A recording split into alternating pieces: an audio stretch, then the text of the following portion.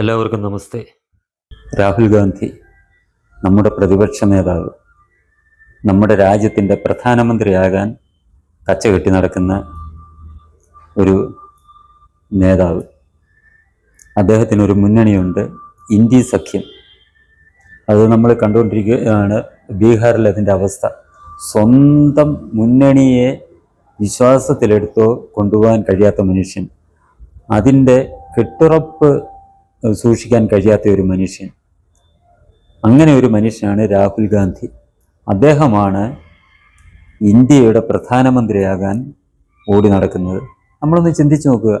ഇങ്ങനെ ഒരു സ്വന്തം മുന്നണിയെ നയിക്കാൻ കഴിയാത്ത ഒരാൾ, അതിലെ നേതാക്കന്മാരെ വിശ്വാസത്തിലെടുത്ത് മുന്നോട്ട് കൊണ്ടുപോകാൻ കഴിയാത്ത ഒരാൾ ഇന്ത്യയുടെ പ്രധാനമന്ത്രിയായാൽ നമ്മുടെ രാജ്യത്തിൻ്റെ അവസ്ഥ എന്തായിരിക്കും എന്ന് നമ്മൾ ചിന്തിച്ചു നോക്കുക. വരുന്ന ബീഹാറിൽ വരുന്ന തെരഞ്ഞെടുപ്പിലേക്ക് അവർ സഖ്യം, ഇന്ത്യ സഖ്യത്തിൻ്റെ സ്ഥാനാർത്ഥികളെ നിർണയത്തെക്കുറിച്ചാണ് ഞാൻ പറയുന്നത്. അവർ അതിനകത്തിലൊരു സമവായം ഉണ്ടാക്കാൻ ഇതുവരെ രാഹുൽ ഗാന്ധിക്ക് കഴിഞ്ഞിട്ടില്ല. രാഹുൽ ഗാന്ധിക്ക് എന്നല്ല, രാഹുൽ ഗാന്ധിയുടെ പാർട്ടിക്കും കഴിഞ്ഞിട്ടില്ല. അതുകൊണ്ട് എന്താണ് സംഭവിച്ചിരിക്കുന്നത്? അവർ പരസ്പരം മത്സരിക്കുകയാണ്. നമ്മുടെ വീട്ടിൽ നമ്മൾ സഹോദരങ്ങൾ എങ്ങനെ തമ്മിലടിക്കുന്നതോ മത്സരിക്കുന്നോ, അതേപോലെ അവർ ബീഹാറിൽ പരസ്പരം മത്സരിക്കാൻ തീരുമാനിച്ചിരിക്കുന്നു.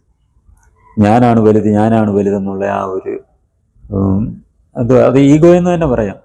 ആ ഒരു ഈഗോയുടെ പുറത്ത് സ്വന്തം മുന്നണിയെ പോലും ശിഥിലമാക്കുന്ന ഒരു മനുഷ്യൻ ഇന്ത്യയുടെ പ്രധാനമന്ത്രിയായാൽ ഈ രാജ്യം ശിഥിലമാകും എന്നുള്ളതിൽ ഒരു സംശയവും വേണ്ട. ഇങ്ങനെയുള്ളവർ മറ്റുള്ളവരെ അംഗീകരിക്കാൻ തയ്യാറാകുകയില്ല. സ്വന്തം സ്വാർത്ഥ താല്പര്യത്തിന് വേണ്ടി, സ്വന്തം ഇച്ഛയ്ക്കനുസരിച്ച് മറ്റുള്ള ആരുടെയും ഉപദേശം തേടാതെ തന്നിഷ്ടപ്രകാരം പ്രവർത്തിക്കുന്നവരാണ് ഇതേ രീതിയിൽ മുന്നോട്ട് പോകുന്നത്. അത്തരക്കാർ നമ്മുടെ രാജ്യത്തിന് എന്നും ഒരു ഭാരമായിരിക്കും എന്നുള്ളത് ജനങ്ങൾ മനസ്സിലാക്കുന്നത് കൊണ്ടാണ് അദ്ദേഹത്തിനെ ഈ പ്രധാനമന്ത്രി കസേരയിലേക്ക് ഇരിക്കാൻ അനുവദിക്കാത്തത് എന്നുള്ള കാര്യം നമ്മൾ മനസ്സിലാക്കുക. നമ്മളെല്ലാം കണ്ടതാണ്. 2-3 മാസം മുമ്പ് ഭയങ്കര ഓളം ഉണ്ടാക്കി വോട്ട് ചോരി, അതായത് വോട്ട് മോഷണം, അത് മോഷണം ഇത് മോഷണം, അങ്ങനെയാണ് നരേന്ദ്രമോദി പ്രധാനമന്ത്രിയായത്. അത് കഴിഞ്ഞ് അടുത്ത ഇത് വന്നു, വോട്ട് അധികത്തിൽ കൂട്ടിച്ചേർത്തു, ഇല്ലാത്ത ആൾക്കാരെ വോട്ടർ പട്ടികയിൽ ചേർത്ത് അങ്ങനെ വോട്ട് മേടിച്ചു. അപ്പോൾ ആദ്യം പറഞ്ഞത് ഒത്തിരി പേരുടെ വോട്ട് മോഷ്ടിച്ചിട്ടാണെന്ന് പറഞ്ഞു, ഇല്ലാത്ത ആൾക്കാരുടെ വോട്ടെല്ലാം നീക്കം ചെയ്തിട്ടാണെന്ന് പറഞ്ഞു. പിന്നീട് കുറച്ച് നാൾ കഴിഞ്ഞപ്പോൾ നേരെ ഘടകവിരുദ്ധമായിട്ട് വോട്ട് അധികത്തിൽ കൂട്ടിച്ചേർത്തിട്ടാണ് പ്രധാനമന്ത്രിയായത്. ഇതൊരു ചെറിയൊരു ബോംബാണ്, എൻ്റെ കയ്യിൽ ആറ്റം ബോംബുണ്ട്, ഇപ്പോൾ ഉടനെ പൊട്ടിക്കും എന്ന് പറയും. ഇപ്പോൾ 2-3 മാസം ആകാറായി. ആ ബോംബ്, എനിക്ക് തോന്നുന്നു അദ്ദേഹം ഈ മുന്നണി സംവിധാനത്തെ, അദ്ദേഹത്തിൻ്റെ ഇന്ത്യ സഖ്യത്തെ കാര്യം നോക്കാൻ അദ്ദേഹത്തിന് സമയം കിട്ടുന്നില്ല എന്നാണ് തോന്നുന്നത്. അദ്ദേഹം ഒരു ഹൈഡ്രജൻ ബോംബിൻ്റെ കാര്യം പറയും, ഹൈഡ്രജൻ ബോംബ് പൊട്ടിക്കും എന്ന് പറഞ്ഞ് ആ ഹൈഡ്രജൻ ബോംബിൻ്റെ നിർമ്മാണവുമായിട്ട് ബന്ധപ്പെട്ട് അദ്ദേഹം അതിൻ്റെ തിരക്കിലാണോ എന്നൊരു സംശയം ഇപ്പോൾ ജനങ്ങൾക്കില്ലാതില്ല. അതുകൊണ്ടായിരിക്കുമല്ലോ മുന്നണിയുടെ കാര്യം ചർച്ച ചെയ്ത് ഒരു സമവായത്തിലെത്തി ഏകതയോടുകൂടി പോകാൻ അദ്ദേഹത്തിന് കഴിയാത്തത്. അദ്ദേഹം ആ ഹൈഡ്രജൻ ബോംബിൻ്റെ നിർമ്മാണവുമായിട്ട് ബന്ധപ്പെട്ട് മുന്നോട്ട് പോകുന്നതുകൊണ്ട് അദ്ദേഹത്തിന് സമയം കാണത്തില്ലായിരിക്കും. അതുകൊണ്ട് നമുക്ക് അദ്ദേഹത്തെ കുറ്റം പറയാൻ കഴിയുകയില്ല. എന്നാൽ കൂടി അദ്ദേഹത്തെ പ്രധാനമന്ത്രി പദത്തിൽ ഇരുത്തിയാൽ അദ്ദേഹം ഇങ്ങനെ ഹൈഡ്രജൻ ബോംബിൻ്റെ നിർമ്മാണമായിട്ട് പോയി കഴിഞ്ഞാൽ ഉള്ള അവസ്ഥ എന്തായിരിക്കും?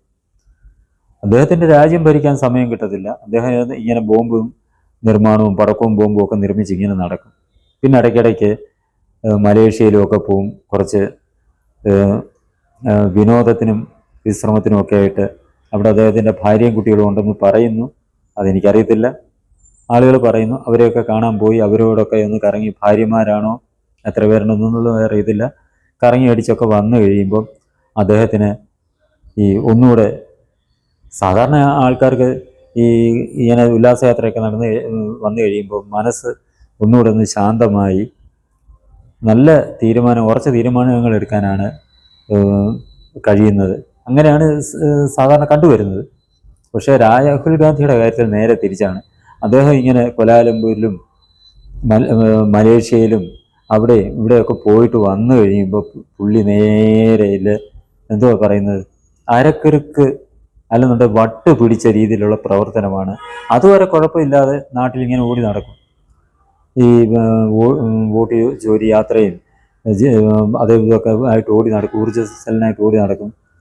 വിദേശത്ത് പോയിട്ട് കുറേ സ്ത്രീകളുമായിട്ട് കറങ്ങി അടിച്ച് വന്നു കഴിഞ്ഞിട്ട് അതോടുകൂടി പുള്ളിയുടെ നേരെ അങ്ങ് എതിർ എതിർ നേരെ ഘടകവിരുദ്ധമായിട്ടുള്ള സ്വഭാവത്തിലേക്കാണ് പുള്ളി മാറുന്നത്. എന്തോന്നറിയത്തില്ല ഇദ്ദേഹത്തിന് പറ്റിയത്.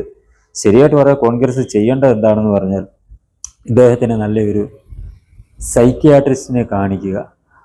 അതു തന്നെയല്ല, സൈക്യാട്രിസ്റ്റിനെ കാണിക്കുന്നതോടൊപ്പം തന്നെ അദ്ദേഹത്തിൻ്റെ ചിലപ്പം ഭാര്യയും മക്കളുമായിട്ട് അകന്നു നിൽക്കുന്നത് കൊണ്ടാണെന്നുണ്ടെങ്കിൽ അവരെ നാട്ടിൽ കൊണ്ടുവന്ന് ഇദ്ദേഹത്തിനോടൊപ്പം താമസിക്കാൻ ഉള്ള സംവിധാനമാണ് കോൺഗ്രസ് പാർട്ടി ചെയ്യേണ്ടത്. അല്ലാതെ നിങ്ങളിവിടെ ഇരുന്നു അവരവിടെ നിൽക്കട്ടെ എന്നുള്ള രീതിയിൽ അദ്ദേഹത്തിനെ ഈ രീതി ചെയ്തിട്ട് കുരങ്ങ് കളിപ്പിക്കുന്ന ഈ ഒരു നിലപാട്, ഈ ഒരു പ്രവർത്തനം കോൺഗ്രസ് നിർത്തിയാൽ കുറച്ചൊക്കെ കോൺഗ്രസ് രക്ഷപ്പെടും. ഒന്നിയിൽ രാഹുൽ ഗാന്ധിയെ പൂർണ്ണമായിട്ട് കോൺഗ്രസ് ഇതിൻ്റെ ചുമതല ഏൽപ്പിക്കുക, അല്ലെങ്കിൽ പ്രിയങ്കയെ ചുമതല ഏൽപ്പിക്കുക. എങ്കിൽ മാത്രമേ കോൺഗ്രസ് രക്ഷപ്പെടുത്തുള്ളൂ. രക്ഷപ്പെടുമെന്ന് പറഞ്ഞാൽ പ്രധാനമന്ത്രി അധികാരത്തിൽ വരത്തില്ലെന്നുള്ളത് നമുക്കറിയാം. കുറച്ചെങ്കിലും ഇപ്പോഴുള്ള ആ ഒരു സ്ഥാനമെങ്കിലും നിലനിർത്താൻ കഴിയുകയുള്ളൂ. അല്ല എന്നുണ്ടെങ്കിൽ കഴിഞ്ഞ രാജസ്ഥാൻ്റെ കൂട്ട് അവർക്കൊരു പ്രതിപക്ഷ നേതാവിനെ പോലും കിട്ടാത്ത അവസ്ഥയിലേക്ക് എത്തിച്ചേരും. അത് സത്യത്തിൽ ജനാധിപത്യത്തിന് ഒരുപാട് ദോഷം ചെയ്യും. ഒരു ഭരണപക്ഷം ഉണ്ടെങ്കിൽ ഒരു പ്രതിപക്ഷവും ഉണ്ടാകണം. പേരിനെങ്കിലും ഒരു പ്രതിപക്ഷ നേതാവ് ഉണ്ടായിരിക്കണം. ഇത് ഇപ്പോൾ രാഹുൽ ഗാന്ധിയുടെ കാര്യം തന്നെ, ലോക്സഭയിൽ ചെന്ന് കഴിഞ്ഞാൽ അവർക്ക് ഒരു നേരം പോക്ക് കൂടിയാണ് ഈ രാഹുൽ ഗാന്ധിയെ അതുപോലൊരു പ്രതിപക്ഷ നേതാവിനെ കിട്ടിയ വായി വരുന്ന എന്തെങ്കിലുമൊക്കെ വിളിച്ചു പറയും, എന്തെങ്കിലും കോമാളിത്തരം അവിടെ കാണിക്കും. അത് ഈ സംഘർഷഭരിതമായിട്ടുള്ള ഈ ഇന്നത്തെ ആ രാഷ്ട്രീയ പ്രവർത്തനത്തിൽ അല്ലെ ഭരണക്കാർക്ക് ഇച്ചിരി അല്പം നേരം പോക്കും അല്പം തമാശ കേട്ട് ചിരിക്കാനും ഒക്കെയുള്ള ഒരു അവസരമാണ് രാഹുൽ ഗാന്ധി പാർലമെൻറ്റിൽ ഒരുക്കി കൊടുക്കുന്നത്. അതൊക്കെ ഒന്നുകൂടി ഊർജ്ജസ്വലമാകണമെന്നുണ്ടെങ്കിൽ അടുത്ത പ്രാവശ്യവും രാഹുൽ ഗാന്ധി ജയിച്ച് ഒരു പ്രതിപക്ഷ നേതാവായി ലോക്സഭയിൽ എത്തിച്ചേരണം. ഭരണപക്ഷത്തിൻ്റെ പ്രാർത്ഥനയും ആഗ്രഹവും അത് തന്നെയാണ്. രാഹുൽ ഗാന്ധി ഒരിക്കൽ കൂടി ഇതേപോലൊരു പ്രതിപക്ഷ നേതാവായിട്ട് വന്നിരുന്നാൽ ഇവരുടെ ജോലി എളുപ്പമാണ്. പിന്നെ ഈ അടുത്ത പ്രാവശ്യം തിരഞ്ഞെടുപ്പ് വരുമ്പം ഒരുപാട് കഷ്ടപ്പെടേണ്ടിയും വരത്തില്ല. എളുപ്പം വളരെ വളരെ വളരെ